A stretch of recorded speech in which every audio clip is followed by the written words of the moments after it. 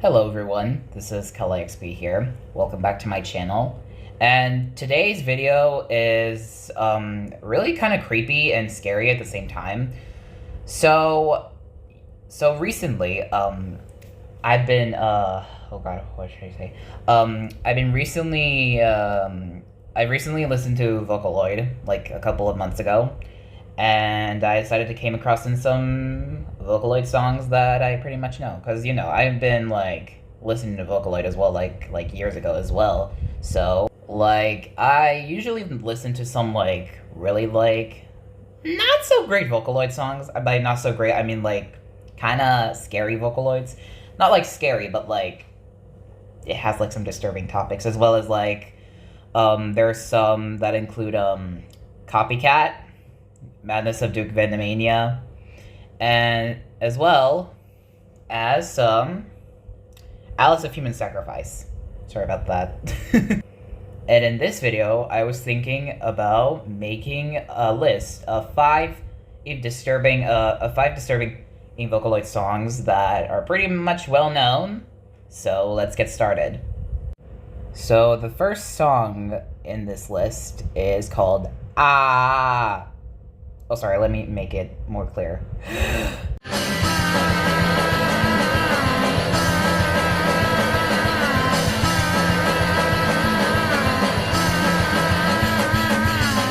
This depressing song was made and produced by Nashimoto Wii, I think that's how you say it, featuring the most well-known Vocaloid, Hatsune Miku. The story goes about a girl who recently ended her relationship, and now she thinks that her life is like this miserable thing. She thinks that it's like her life is very miserable most of the time. She basically wants to kill herself. That's it. People speculated that it's about her mourning the loss of her lover, who specifically committed suicide as well. And the song, actually, in my opinion, this is a very dark song, and I did like its like premise. And basically the part where she goes AaAaAaAaAaAa. Some people speculated that she's not actually screaming. She tries her best to like tell anyone like, oh god, how do I say? She basically uses her scream, but her emotions are too deep that all she can do is just scream a little. She basically is like screaming in lowercase, by the way. She's like like that. And yeah, do I like this song? Yes, I do like this song, to be honest. Like, the song is very catchy, and I like the ah part, and it was like, I love it. It's actually dark. It's so dark. I kind of feel bad for the girl that is portrayed by Miku. Like, she does not deserve that, and I hope she feels better. Why do I act like she's a real person? Anyways, the next song is a very well-known classic song. And this one is called Love Me, Love Me, Love Me, Love Me. Or, the most well-known part, not the most well-known part, like, the most well-known saying, not saying, the most well-known title, I think so.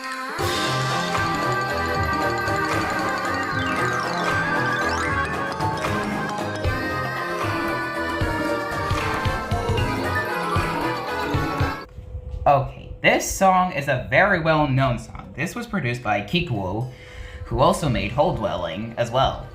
Well, I'm not pretty much sure, because like Hole Dwelling like became popular after like that song that I showed to you became popular. So this song is actually a very, very well-known song. Like, everybody knows that song. Like everyone, even your like kids who know Vocaloid knows this song. So the song is called Love Me I Say, and it's actually about a girl who just wants like attention because she doesn't. Okay, let me just summarize it for you, okay? I'm getting a little excited. So this song has like two interpretations. Okay, the first part, like the first interpretation is actually it kind of sounds a bit attention-seeking. So it's about a girl who just finds a necklace and then like puts it on, and then basically the necklace like has like an effect of like, so she just wants like love. So the girl wants like love and attention to like people, and as she grows, like the color the necklace she has like this effect, in which like she becomes like very unsatisfied and like demands like attention. Like she like wants love and attention. Yeah. The second interpretation is actually a very sad interpretation. It's about a girl who just like wants love from her parents, and that the necklace is actually like a symbol for her parents' expectations. So like it's basically like a little bits of like golden child syndrome, to be honest. If you guys don't know what golden child syndrome is, it's basically like, I searched on Google, and let me explain to you. It said, according to Google, golden child syndrome happens when a child is praised and pushed to be perfect. So basically, they just want like, so basically parents are like pushing their children to be like perfect, because, I don't know, because the parents are like a bit of perfectionists, so they want their child to be like perfect, you know? And sadly, that is also a real thing. So yeah, because I feel like if like there are gonna be fans of mine that are just gonna be like living in households where where their parents are like, hey, do better, do good stuff, like that. Like it's just miserable. You're making your child miserable. And the saddest thing is that some children do not want to do the things that the parents decided to consider perfect. Like, there's actually, like, if there are two children, the other should be, like, a scapegoat, in which, that's, like, neglect. The scapegoat gets neglected every time, so yeah. And also, you might be thinking why there's, like, a quote-unquote misinterpretation in the song. Well, you guys know that this song not only is popular, it's also really, really misinterpreted, very much. But Kala, what do you mean it's misinterpreted? It's brutally misinterpreted. Like, seriously. So we all know that I told you that this song is so popular, it even come to TikTok. And what did TikTok even do? No, TikTokers misinterpreted the song as like a yandere song. I'm not kidding, a yandere song. And then they push it to make it like it's a yandere song. Is it actually a yandere song, you may ask? And people will be like, wait, is the freaking song actually about a yandere? No, sweetie, it's about golden child syndrome, you little shit. Okay, just because it was made into like a yandere chant, that doesn't mean the song is actually about a yandere, okay? Yeah, now stop doing that. Okay, the next one is a pretty scary song. It's called Okaasan.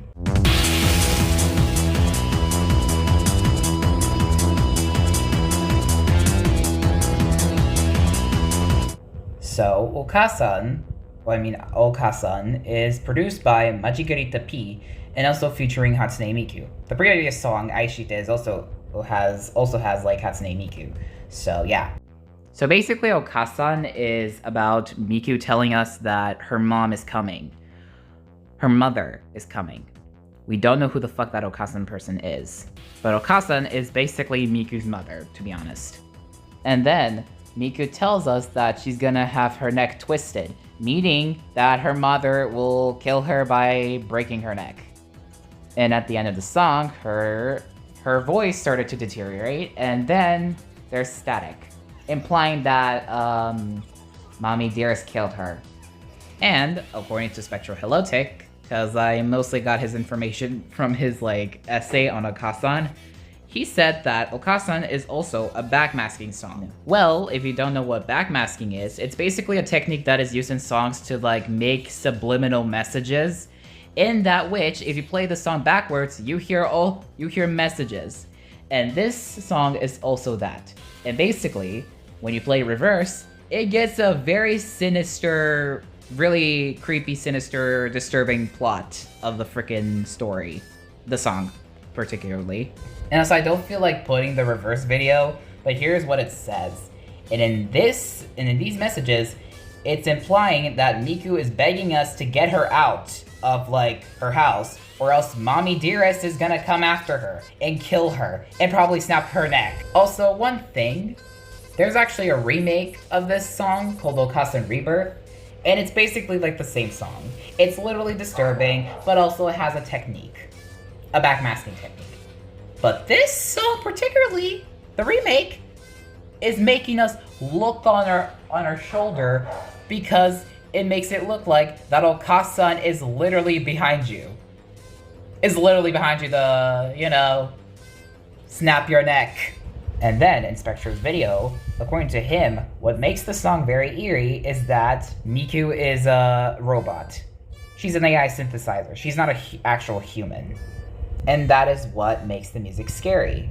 Because it's literally singed by an AI-generated synthesizer. Okay, people, we're getting a little bit dark and serious in this video. This song that I'm about to show is probably one of the most absolutely disturbing of them all. The most disturbing in this video.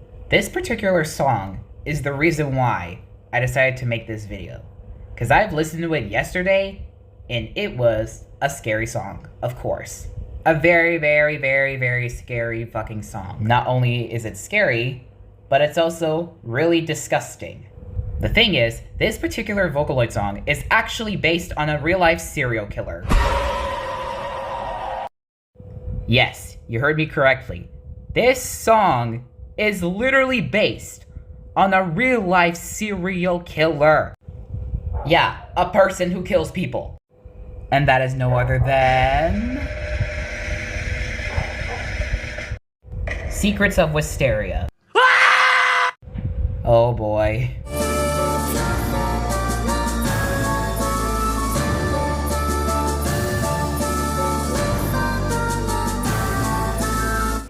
Okay guys, this part is where I'm gonna turn myself into El Nornio or any other person who does true crime on YouTube.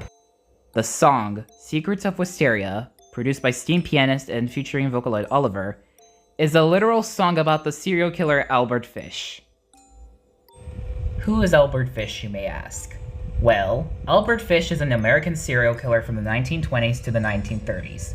He is well known for killing 3 children, multiple children I would say, but 3 were confirmed.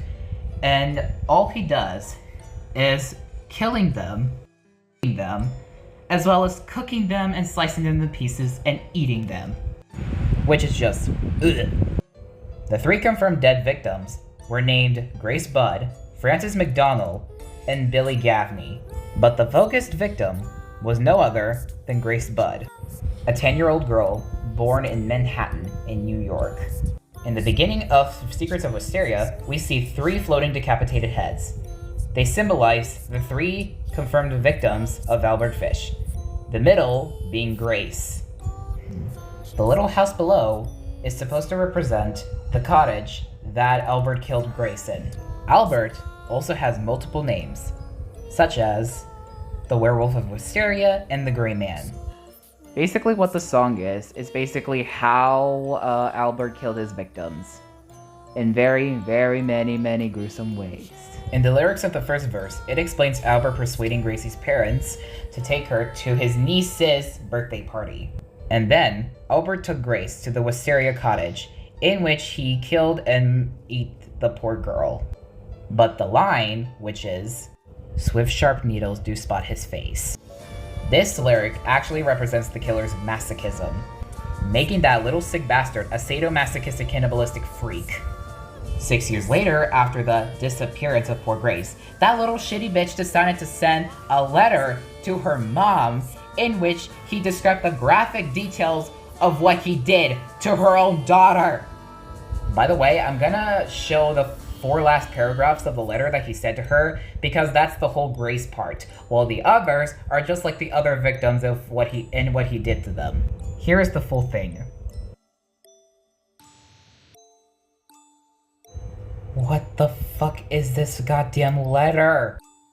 But the good news is, her mother is dyslexic, so she cannot read that. But the bad news, she decided to let her older son, who is the actual original victim, to read the full fucking letter.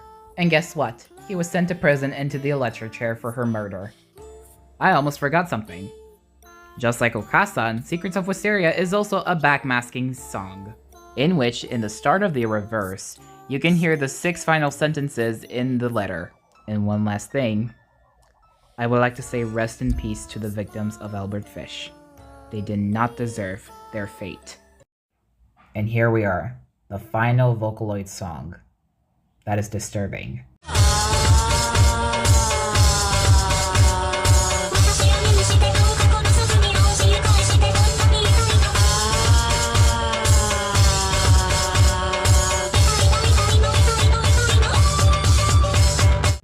The last Disturbing Vocaloid song that I'm gonna talk about is the Spider the Kitsune-Like line, which is produced by Masa Works Design and has two Vocaloids in it, Miku and Gumi. And it is chronologically the first song of Masa's series, the Onabi series. Miku plays a character called Akari Arurizuka, who has the ability to, let's just say, make people turn themselves into masochists. Akari was kidnapped by the Shishikusa clan, aka the Spider clan, I believe, and her torturer is no other than Ryo Shishikusa, who's portrayed by Gumi. Basically, Ryo begins to torture Akari in front of not so great people, in which they get aroused when they see pain, as well as Ryo, I believe. And then Ryo kills Akari by stabbing her in the abdomen. And after Akari was killed, she was angry about it and decided to curse Ryo's family bloodline into making them really gross people, such as them eating people and doing the devil's tango with cadavers. Which is, my god, what the fuck? And the rest is history. Such as, for example, Akari's brother grabbed Ryo's daughter and forced her to eat people, in which she turned into a cannibal. And then later she killed Ryo by eating her, as well as her husband, Shushimushi. And that's the end of the video. Thank you so much for watching my video that has traumatized multiple people, and the fact that I think that YouTube is gonna strike it. Goodbye!